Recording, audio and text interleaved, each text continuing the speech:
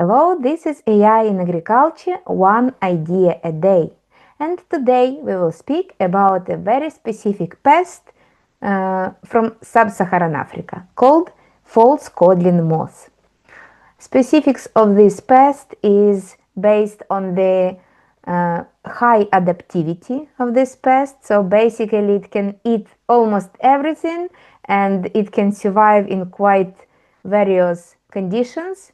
And the second thing is that there is a challenge of detection of this pest. And it's very difficult to get rid out of this pest if it arrives somewhere. So that's why all the countries around the globe, they have quarantine regime regarding false codling moth, and the United Kingdom is one of these countries. But I would like to show you one visualization, and it will give some more details about the pest detection and methods which we offer. So here is the visualization, and what you can see is the three main things of the project which we have done. And this project was funded by the Innovate UK in 2022-2023 years. And the basic of this project was to develop the concept, the methodology how to detect false codling moth on early stage. So why it's a challenge? Let's just look at this part closer. So as I mentioned, and yes, we worked with chili peppers in Kenya. So it seems like why the United Kingdom is investing into farming of Kenya. The answer is simple, because chili peppers, they are not grown in the United Kingdom. The temperature regime and the climate not yet at that level, but yes, global warming unfortunately changes the priorities. But as of now, chili peppers are exported from different countries, including Kenya. So that's why we worked on this project, and the challenge sound like develop a method for early stage detection of false codling moth in chili pepper crops. Okay, challenge accepted. So what we have done? We have done, first of all, the background check. So before development of any solution, it's very important to understand the context and understand why this problem is so important. Where is the pain for the farmer when speaking about this problem? And the pain is hidden in money and value, which can be lost because of detection of this pest by authority.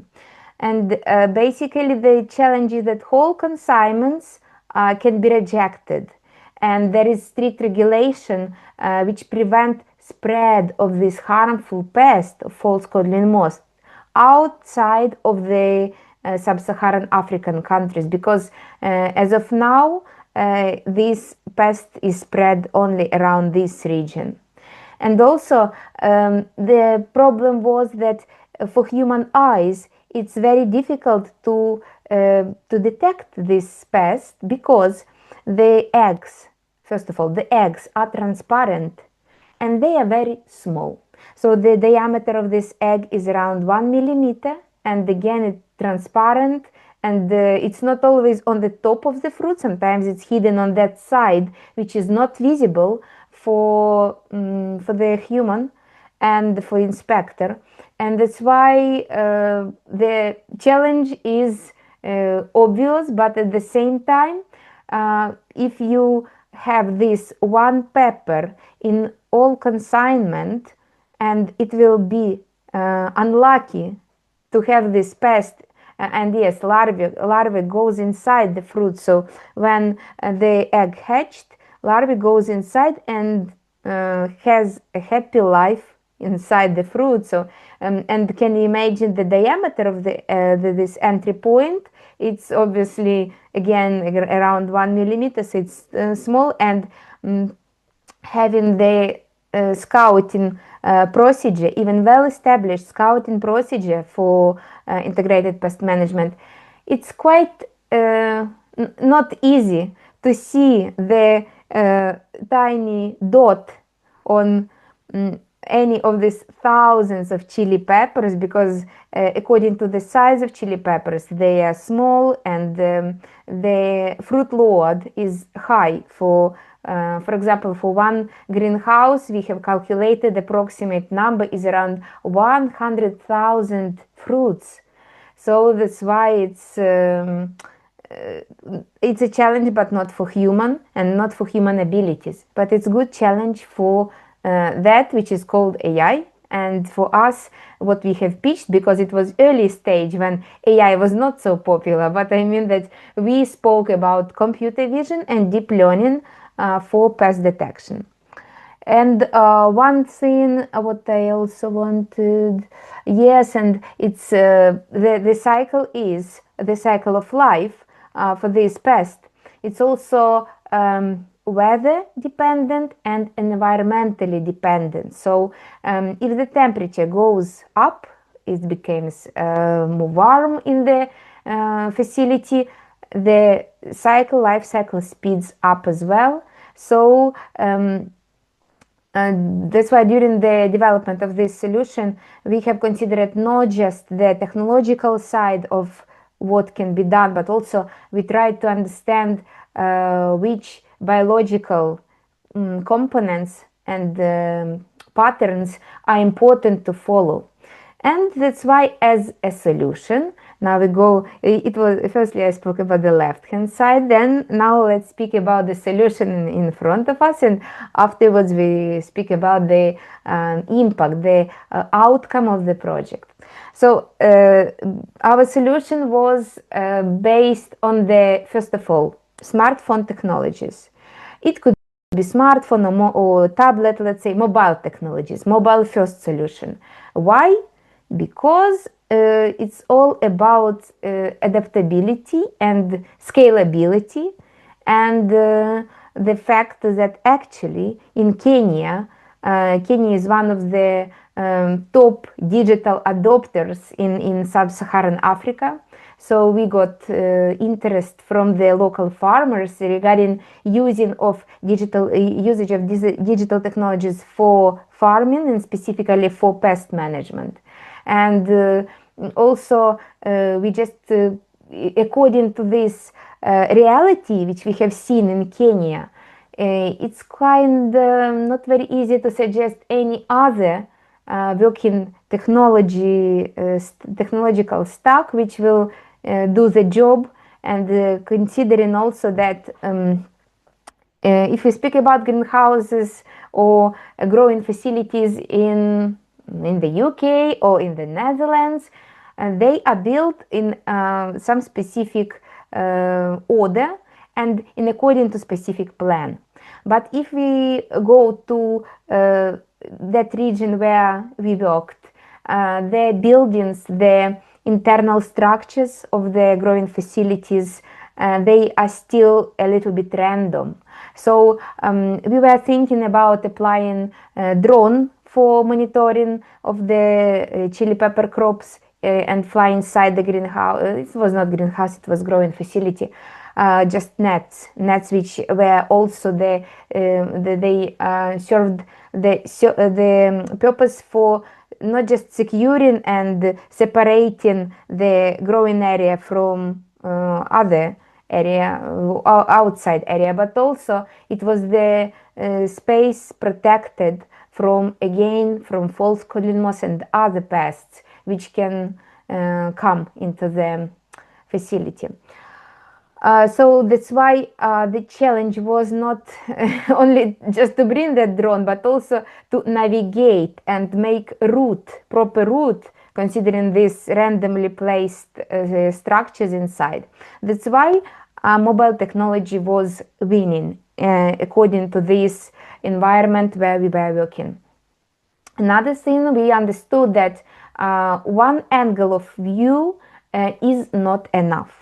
So that's why, and yes, you can see on this nice image and nice visualization, one of the ideas, the core idea is that we are recording video of chili pepper plants from different angles, and this allows us to track specific fruit. Not us, but technology. I mean, the algorithm, it can track specific fruit from different angles, and according to what we have seen, it works specifically. And if we are speaking about the counting, it works nicely, this approach, as well as regarding detection of fruits. And the core idea of this solution was detecting the abnormally developed fruits. And we got the confirmation of our proof of concept. So we developed the deep learning model, which was able to, first of all, to detect the fruit among other objects which are non-fruits. And additionally, we also speaking about the shape of the fruit. So if the shape of the fruit was abnormally developed, that was a case, one of the possible cases of pest presence inside. And since we also built an internal map, yes, we did it, we built the internal map of the growing facility, it was possible to link the point where the fruit with abnormal development has been detected with this map which we created. And this map was unique because it was built specifically for this grower. The next thing is outcome, as I mentioned. So what good thing we have achieved? First of all, it's all about risk reduction for farmers. And this is the most critical thing.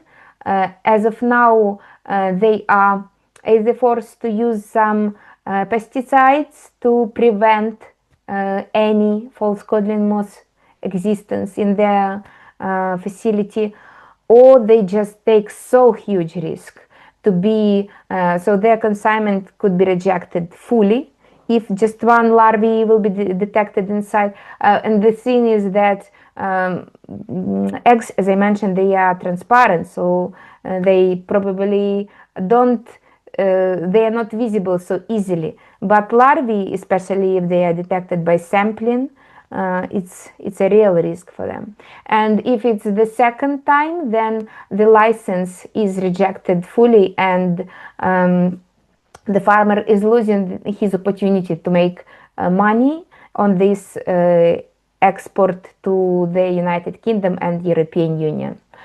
Also, it's about early disease detection, because as I mentioned, this pest, when it enters into the fruit, it creates the gateway for other unpleasant things to come.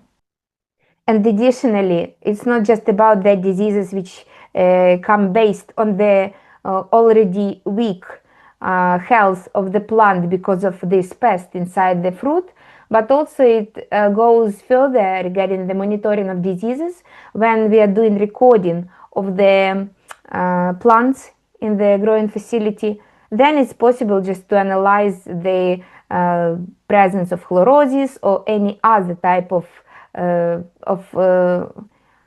alarming situation, either it's nutrient deficiency or maybe some other visual presence of other visual characteristics which can confirm the presence of disease. And as I mentioned, one more opportunity based on the fruit count. Fruit count can help to understand, it's the first stage for yield prediction, and then yield prediction gives opportunity for price strategy, transport planning, as well as labor planning. This is even the more important because it directly links with the availability of pickers' hands. And also what is interesting, that this solution can be adjusted and fine-tuned and used for other crops. I don't say that it's 100% for all crops existing in the growing systems around the world, but We have the same challenge with tomatoes. We have the same challenge with cucumbers. When there is a need, when there are rows and there is a need to either detect pest presence or assess the health of the plants. And I already recorded one video. I will place it here. This is the link. You can watch it about the early chlorosis detection using the mobile video footage. So this is exactly the same, but we have this video we have created in 2025, but that project which I mentioned regarding false codling moth, it was 3 years ago. So it was way before the era of ChatGPT and all these LLMs. And again, I wanted to say one more thing. We didn't create like just system in our heads. We also created a mobile application. So this mobile application, I will find some screenshots and just add on this moment. It allowed the different roles. So basically we had the role for scout, when it's just the person who is walking and doing the monitoring. We also had the special level of higher level of authority for a manager, for farm manager, or if it's smaller scale, or if it's larger scale, then it will be for production manager. And then on the final stage, it also allows maximum authority. So, for example, having a few growing facilities, it's possible to see the dashboard of what's going on everywhere, not just in one specific place. And also we put this update on 15 minutes basis for weather sensors. I didn't say you, yes. I mentioned at the beginning that environmental factor impacts a lot the life cycle of this pest. So that's why we installed the sensors for temperature, humidity, and dew point. And this sensor was providing us with information every 15 minutes. And it's so nice to sit in the UK and see what's going on in Kenya, in our chili pepper greenhouse facility, growing facility. Then also, so this mobile application which we have created, it also had this point of weather. So we were providing not just information about the scouting, but also about the weather, and also about the tasks. Because as we saw, the operational efficiency of farm depends a lot about the someone needs to give task, and the scout or person who is doing this monitoring need to go specifically according to this task and tick the box and take some photos just to prove that this task has been done. And this is what we have developed for our false codling moth solution. So if you see any opportunities to make this solution happen for your farm, and if you have nice R&D view regarding your farm, let's just speak, let's make it happen. And yes, see you tomorrow with one more idea a day.